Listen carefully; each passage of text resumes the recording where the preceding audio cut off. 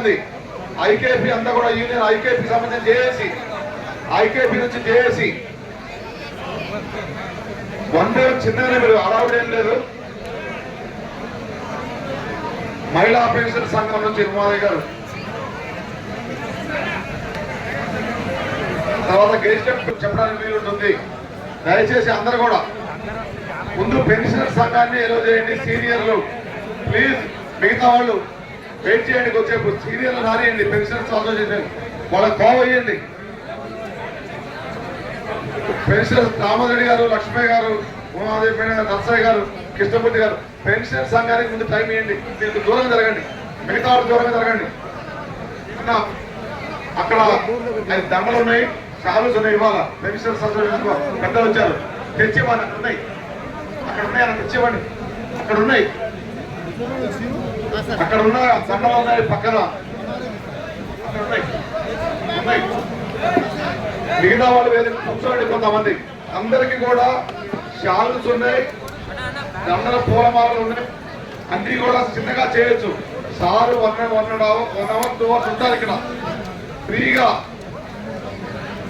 దయచేసి ఆ పెన్షన్ సంఘాలు అందరూ చూశారు కదా, మనకు ఉండాలి. వాళ్ళందరూ కలిసి వచ్చారు పెన్షన్ సంఘాలు, ఆల్ పెన్షన్ సంఘాలు కలిసి ఉన్నారు. ఇక్కడ మనం కూడా అట్లే ఉండాలి. మోహన్ గారు ముందురండి, ముందురా. అందరికి కూడా దయచేసి మన దగ్గర ఉన్న షాల్స్ దండలు కూడా ఇవ్వాలి. కేసీ నిర్మాణం గురించి జరిగిన సభ అనంతరం ఇమీడియట్ గా అది యాదృచ్ఛికము లేదు, మనం పెట్టాలని పెట్టుకున్నాము.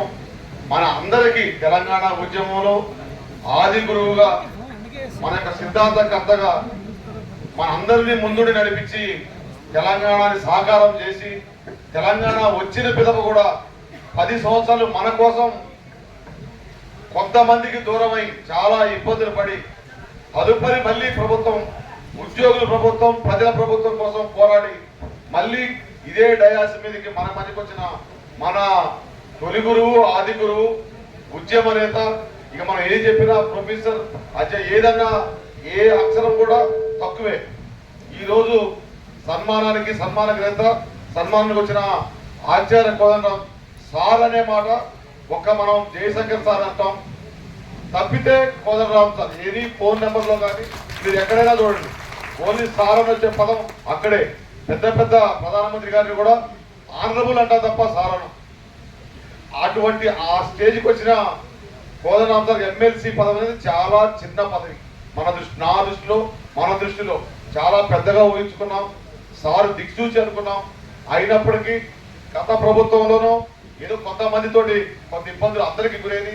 అందులో సార్ కూడా భాగస్వామ్యం.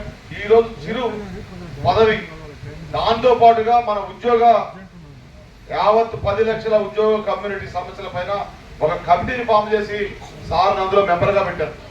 ముఖ్యమైన ముందు మీరు సార్ దగ్గరికి వెళ్ళారా, సార్కి చెప్పారా, పేపర్ అది కూడా మాకు ఇవ్వండి, మేము పరిశీలిస్తాం. ముందు సార్ దగ్గర మేము మాట్లాడండి. దాని సాధ్యాలు చెప్తారు.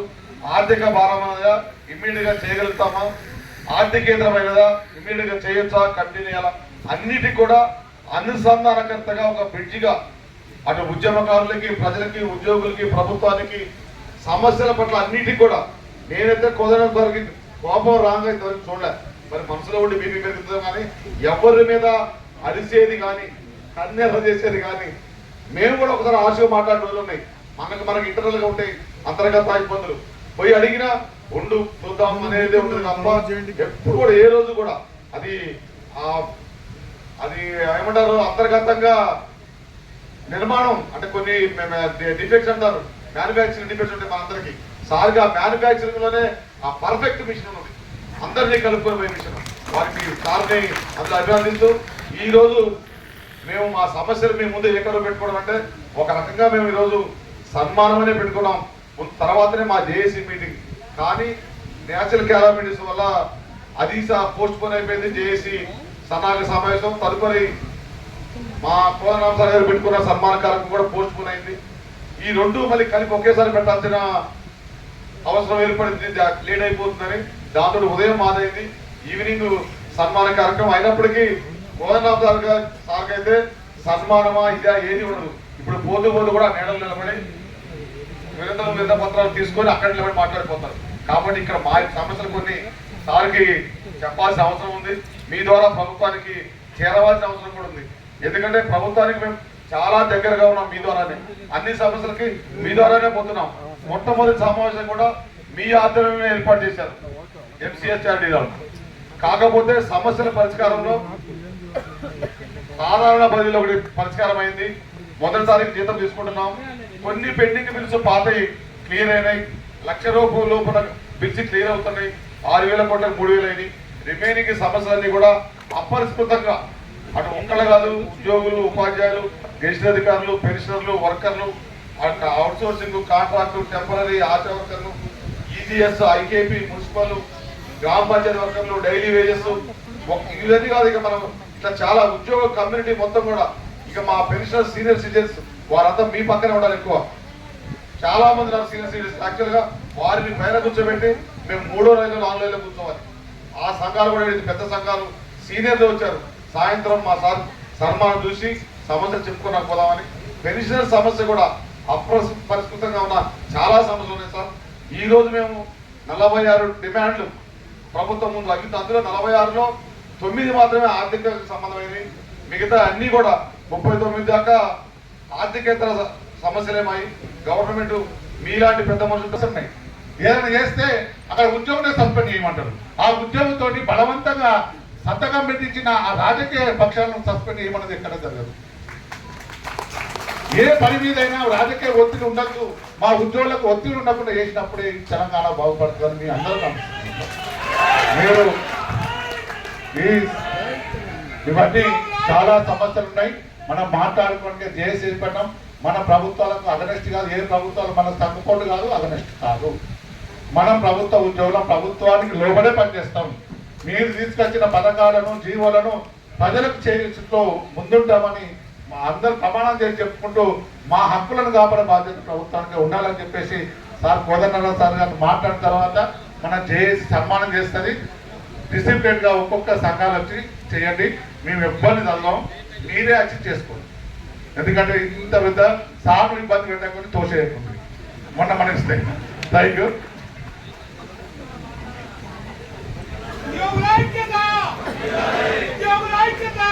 జగదీష్ గారు, శ్రీనివాస్ గారు, వేదిక మీద అనేక మంది పెద్దలు ఉన్నారు. అనేక సార్లు మనం కలిసి పనిచేసినాం. అందరికీ కూడా పేరు పేరున వందనం. ప్రతి ఒక్కరికి కూడా పేరు పేరున వందనం. మమ్మస్వామి రెడ్డి గారు కూడా ఉన్నారు. టీచర్ల సంఘాల నాయకులు, రెవెన్యూ ఉద్యోగులు, లెక్చరర్ల సంఘాల నాయకులు, మున్సిపాలిటీ, గ్రామ పంచాయతీ, ప్రతి డిపార్ట్మెంటు, అంగన్వాడీ టీచర్లు, ఉద్యోగులు, అదేవిధంగా అనేక శాఖలు, మా రిటైర్డ్ ఉద్యోగులు పెద్దలందరూ కూడా, లక్ష్మయ్య గారు అందరు ఇక్కడే ఉన్నారు. వారికి ప్రతి ఒక్కరికి కూడా మీ అందరికీ నేను పేరు పేరున వందనం. ముఖ్యులు మాత్రమే ఇక్కడ ఉన్నారని జగదీష్ గారు చెప్పిండ్రు. ఆ విషయం కూడా గుర్తుపెట్టుకొని జిల్లాల నుంచి, హైదరాబాద్ నుంచి వచ్చిన ముఖ్యులు మాత్రమే ఈరోజు హాజరై ఒక ఉత్సాహం. ఈ మీటింగ్ చూస్తుంటేనే మీ అందరినీ ఒక చోట చూస్తుంటే ఇది ఒక ఉత్తేజాన్ని ఇచ్చే సందర్భం. దసరా దగ్గరకు వస్తున్నది. ఆ సమయంలో మరి తప్పనిసరిగా పాలపిట్ట కనబడితే ఎంత ఉత్తేజమో ఉత్సాహమో ఇవాళ కూడా మనకు అదే రకమైనటువంటి ఆనందం. మీ అందరికీ ఈ విషయంలో నేను అభినందనలు తెలియజేస్తాను. ఇదేమి ఆత్మీయ సన్మానం కాదు, ఇది సమస్యల పరిష్కారానికి తొవ్వ వెతుక్కునే కార్యక్రమం. ఇది చాలా దాపరి కావచ్చు. మొన్న ఒక మిత్రుడు నాకు చాలా స్పష్టంగా ఇట్లాంటి మీటింగ్ పిలిచి, నువ్వేమనుకోకనా, నిన్ను సన్మానించడానికి కాదు, మా సమస్య చెప్పుకోవటానికి పిలిచిన మంచిదే. నిజంగా ఇది ఒక సందర్భం. దేన్నైనా మన సమస్యలను ఎత్తి చూపటానికి ఒక సందర్భంగా వాడుకోవటం, అది ఏ ఉద్యమకారుడైనా చేయవలసిన పనే. ఆ రకంగా వ్యవహరించటం చాలా సంతోషదాయకం. చాలా డిమాండ్లు ఉన్నాయి, చాలా సమస్యలు ఉన్నాయి. నేను ఈసారికే చాలా మంది నోటి నుంచి విన్నాను. అందులో మనకు డిఏలు తక్షణం రావాలి, రెండవది ఏంటంటే హెల్త్ కార్డు కావాలి, పిఆర్సి రావాలి. వీటన్నిటితో పాటు మనం ఇవాళ కోరుకునే పెండింగ్ బిల్స్ దాదాపు 4,000 కోట్లు పెండింగ్ బిల్స్ ఉన్నాయి. ఆ 4,000 కోట్ల పెండింగ్ బిల్స్, కొత్త పెన్షన్ పోయి పాత పెన్షన్ విధానాన్ని పునరుద్ధరించాలి. 317 జీవో బాధితులకు సహాయం చెయ్యాలి. మన ఉద్యోగ సంఘాలతో ఒకసారి ప్రభుత్వం కూర్చొని మాట్లాడాలి. వీటితో పాటు రకరకాల పేర్లతో పనిచేస్తున్న తాత్కాలిక ఉద్యోగులకు కాంట్రాక్టు, అవుట్ సోర్సింగ్, వర్క్ ఛార్జీలు, ఎన్ని పేర్లు ఉన్నాయో కులాలు ఎన్ని ఉన్నాయో అన్ని రకాలైనటువంటి టెంపరీ కాంట్రాక్ట్ ఉద్యోగులు ఉన్నారు. వాళ్లకు న్యాయం చేయాలి, న్యాయసమ్మతమైన జీతం చెల్లించాలి. ఇవి మనం అడుగుతున్నటువంటి డిమాండ్స్. ఒక్కటి దీంట్లో జోడించుకోవాల్సింది ఏంటంటే పని స్థలాలలో మహిళలకు కూడా కనీస వసతులు కల్పించాలి. ఇవి కూడా మనం అడగవలసిన అవసరం ఉంటుంది. వీటన్నింటితో పాటు ఈ సమస్యల పరిష్కారానికి ఒకసారి గవర్నమెంట్ మాట్లాడితే బాగుండు అనేది కోరిక. భవిష్యత్తులో కూడా ఈ విషయాలపైన రిప్రజెంట్ చేస్తానని కూడా ఈ సందర్భంగా నేను మీ అందరికీ హామీ ఇస్తూ, ఉట్టి రిప్రజెంట్ చేయటం కాదు, పరిష్కారానికి కూడా నా మొత్తం ప్రయత్నం చేస్తానని కూడా ఈ సందర్భంగా హామీ ఇస్తాను. మీరు ఒక ఆశ ఏముంటుందంటే వీటి కోసం పరిష్కారం చేయకపోతే ఎమ్మెల్సీ ఎందుకు అని కూడా అనుకోవాలి. మనం ఎందుకు తప్పేం లేదు అట్లా. వాస్తవానికి నేను ఎప్పటికీ కూడా ఒక మీటింగ్లో ఒక మాట చెప్తున్నా. మనందరం కూడా ఈ సందర్భంగా గుర్తుపెట్టుకోవాల్సిన మనిషి కర్పూరి ఠాకూర్. ఆయన ముఖ్యమంత్రి పదవిలో ఉండగా ఆయన తండ్రి సెక్రటేరియట్ ముందు కూలీ పని చేసుకుంటూ గడ్డం గీక్కుంటూ ఆయన బతికింది. మరి కర్పూరి ఠాకూర్ నేను కారు పంపిస్తా, గాడ ఇల్లు కొనిస్తా, ఆడబోయి ఉండు అని అనలే. ఆయన కొడుకు ఉద్యోగం కోసం రోజు సెక్రటేరియట్ చుట్టూ తిరుగుతున్నాడు పైరవి చేసుకుంటూ. మన హైదరాబాద్కు సంబంధించిన కేశవరావు జాదవ్ గారు, మన జాదవ్ సాబ్, ఆయన ఢిల్లీ పాట్నా వెళ్ళినప్పుడు ఆయనను కలిసి అన్ని మాట్లాడి ఏక్ చీజ్ ఆప్కో కహనా చాతాము, నాకు తెలుసు నువ్వేం చెప్తావు, నా కొడుకు ఉద్యోగం ఇవ్వమంటావు అని అన్నాడు. ఆయన కరెక్టే గెస్ చేసిండు, మరి ఇవ్వాలే కదా అని నేను అన్నాడు.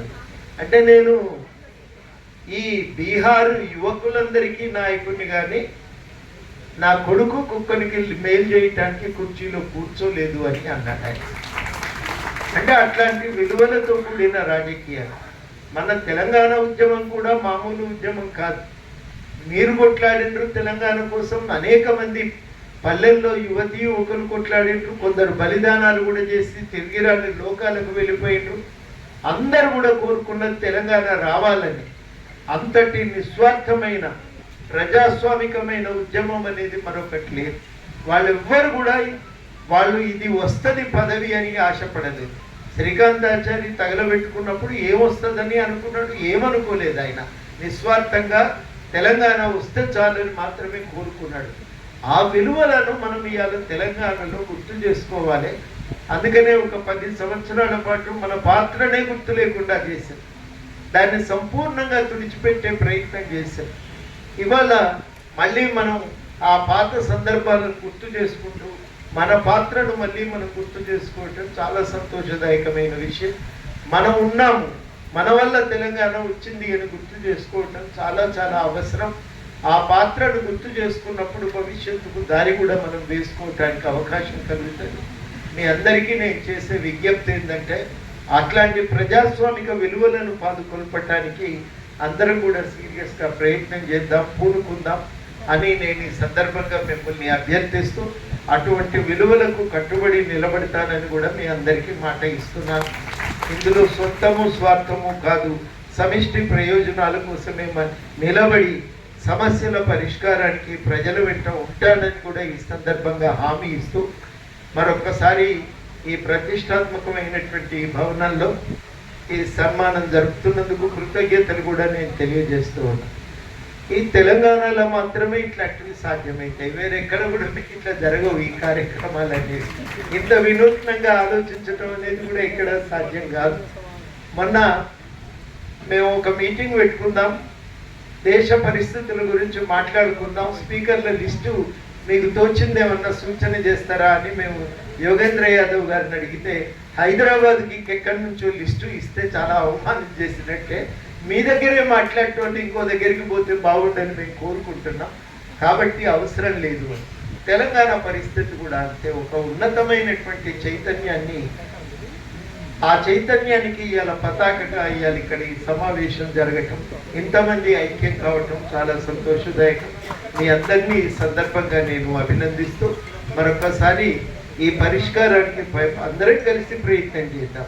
ఉన్న వాతావరణాన్ని దృష్టిలో పెట్టుకొని న్యాయసమ్మతంగా అందరినీ మనం మెప్పించి ఒప్పించి పరిష్కారం చేద్దాం. మన అదృష్టానికి ఇప్పుడు ఉన్నటువంటి ప్రభుత్వం మరి కొంత ప్రజాస్వామిక వాతావరణాన్ని అయితే తీసుకొచ్చింది. మునుపట్లాగా బెదిరింపులు, వేధింపులు, ఫోన్ ట్యాపింగులు ఇవాళ లేవు. కొంత ప్రశాంతత అయితే ఉంది. ఈ ఏర్పడిన వాతావరణంలో ఒక చర్చకు అవకాశం కూడా కలుగుతూ ఉంది. కాబట్టి తప్పనిసరిగా చర్చల ద్వారా మన సమస్య పరిష్కారానికి అవకాశం దొరుకుతుందని, దారి ఏర్పడుతుందని నేను బలంగా నమ్ముతా ఉన్నాను. మనకు కూడా ఇది కొత్త విషయమే.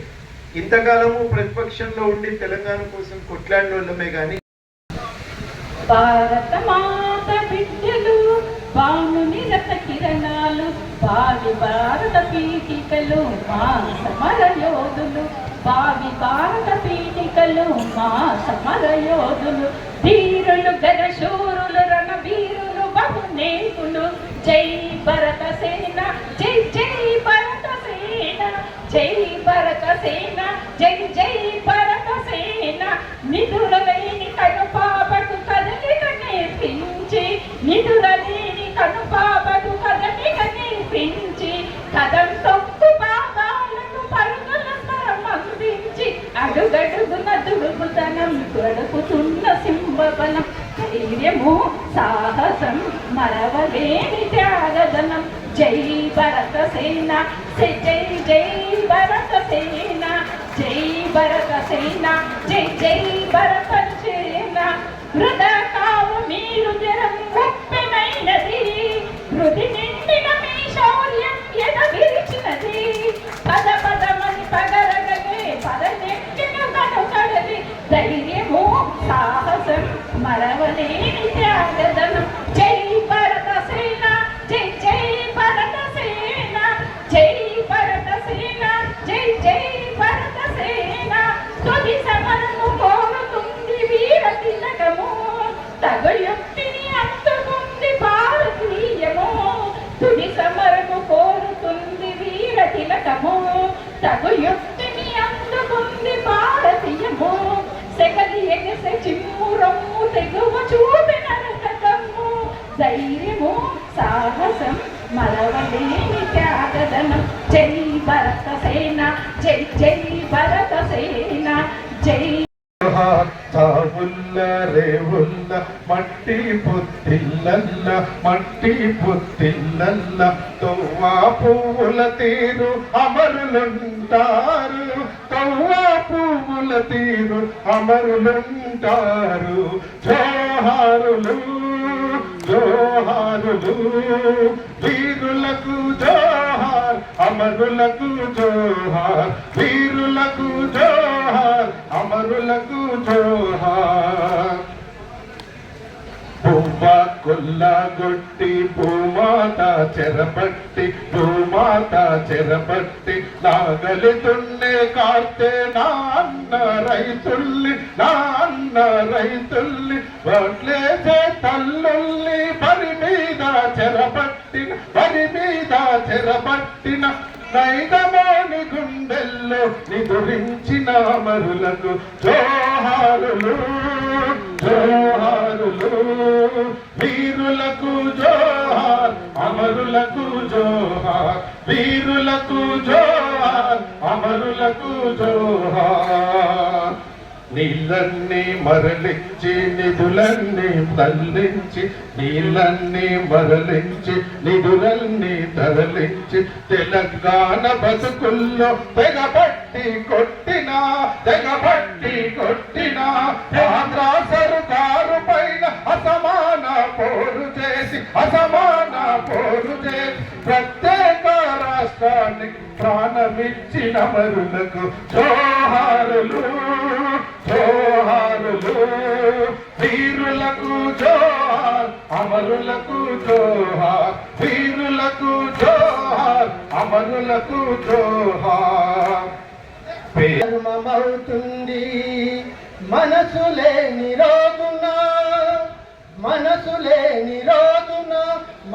మనిషి కాడులే, పరుల కొరకు పని చేసే మనిషే మాధవుడులే, పరుల కొరకు పని చేసే మనిషే మాధవుడులే. అందరూ మన సోదరులే, అన్ని ఊళ్ళు మనవెలే, అందరూ మన సోదరులే, అన్ని ఊళ్ళు మనవెలే. పల్లె పల్లె బాగుపడితే దేశ ప్రగతి సులువలే, పల్లె పల్లె బాగుపడితే దేశ ప్రగతి సులువలే. జన్మభూమి అన్నది స్వర్గము కంటే మిన్నది, మన రాష్ట్రం మన దేశం అన్న మనసు గొప్పది, మన రాష్ట్రం మన దేశం అన్న మనసు గొప్పది. చుట్టున్న చీకటిని తిట్టుకుంటూ కూర్చోకు, నీ చుట్టున్న చీకటిని తిట్టుకుంటూ కూర్చోకు. చిన్న దీపమైన పెట్టి చిరు వెలుగును అందించు, చిన్న దీపమైన పెట్టి చిరు వెలుగును అందించు. దేశమేమి చేసిందని ప్రశ్నిస్తే సరిపోదు, దేశమేమి చేసిందని ప్రశ్నిస్తే సరిపోదు. దేశానికి నువ్వు చేసిన సేవలేవు పరికించు, దేశానికి నువ్వు చేసిన సేవలేవు పరికించు. తెలంగాణ బాబు జననీ జయకేతనం, ముక్కోటి గొంతులతో ఒక్కటైన చేతనం. జయ జయ హే తెలంగాణ జననీ జయ కీర్తనం, ముక్కోటి గొంతులతో ఒక్కటైన చేతనం. జయ జయ హే తెలంగాణ జననీ జయ కీర్తనం, ముక్కోటి గొంతుకలు ఒక్కటైన చేతనం. తరతరాల చరిత గల తల్లి నీరాజనం, తరతరాల చరిత గల తల్లి నీరాజనం. మీ జిల్లల ఈ పిల్లలు ప్రణమిల్లిన శుభ తరుణం. జై తెలంగాణ జై జై తెలంగాణ, జై తెలంగాణ జై జై తెలంగాణ. తనది పురిటి గడ్డ రత్నమణి వీరగడ్డ గండర గండ కుమరం భీముడే నీ బిడ్డ. కాకతీయ కళా ప్రబల కాంతి రేఖ రామప్ప, గోలకొండ నవాబుల గొప్ప వెలుగు చార్మినార్. జై తెలంగాణ జై జై తెలంగాణ. జానపద జనజీవన జావళీలు జాలువార, కవి గాయక వైతాళిక కళలా మంజీరాలు. జానపద జనజీవన జావళీలు జాలువార, కవి గాయక వైతాళిక కళలా మంజీరాలు. జాతిని జాగృత పరిచే గీతాల జనజాతర, జాతిని జాగృత పరిచే గీతాల జనజాతర. అనునిత్యం నీ గానం అమ్మ నీవు మా ప్రాణం. జై తెలంగాణ జై జై తెలంగాణ, జై తెలంగాణ జై జై తెలంగాణ.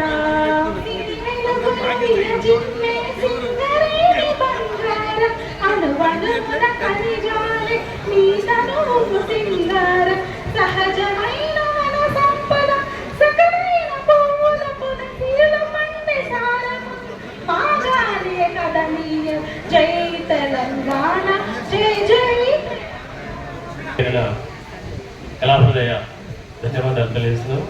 మరి ఇంత పెద్ద స్టేజ్ మీద అన్న జగదీష్ అన్న నాకు ఈ అవకాశం ఇచ్చినందుకు మొట్టమొదటిగా అన్నకు నేను ప్రత్యేక కళాభివందనాలు తెలియజేస్తున్నాను. నేను నాగర్ కర్నూలు జిల్లా కొల్లాపూర్ టీఎన్జిఓ యూనిట్ ప్రెసిడెంట్. నా పేరు జీకే వెంకటేష్. నేను ఫార్మసిస్ట్ హెల్త్ డిపార్ట్మెంట్లో పనిచేస్తున్నాను కొల్లాపూర్లో. Thank you. అయితే తెలంగాణ ఉద్యమంలో మరి తెలంగాణ యొక్క పాత్ర ఎలా ఉందనేది నేను పాట కాకుండా ఒక పద్య రూపంలో వినిపిస్తానండి.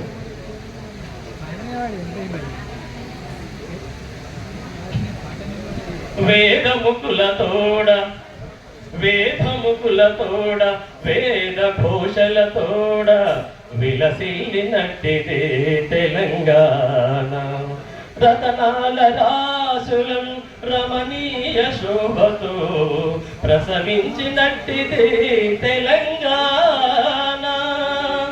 మిసమిసలాడిన పసిడి పంటలతోడ భాసురంబైనదే తెలంగాణ. కొమరం భీములు గన్నా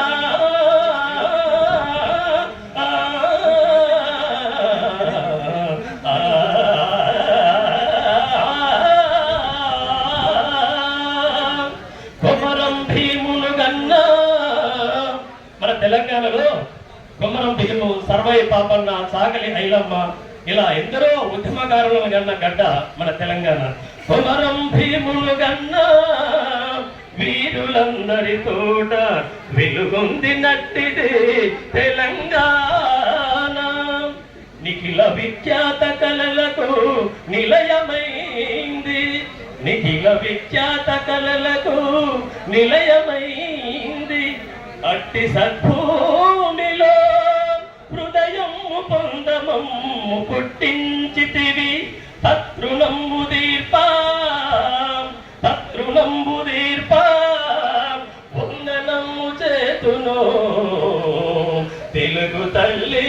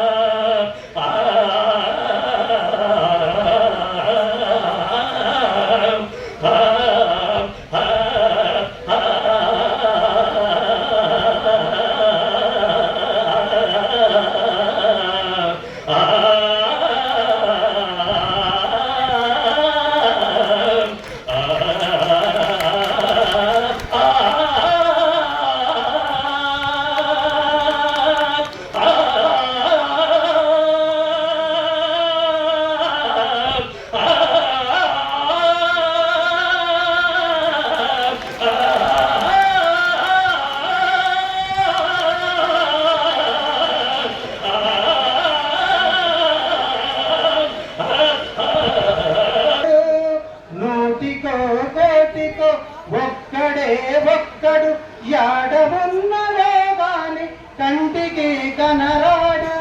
మాయమైపోతున్నడమ్మా మనిషన్నవాడు.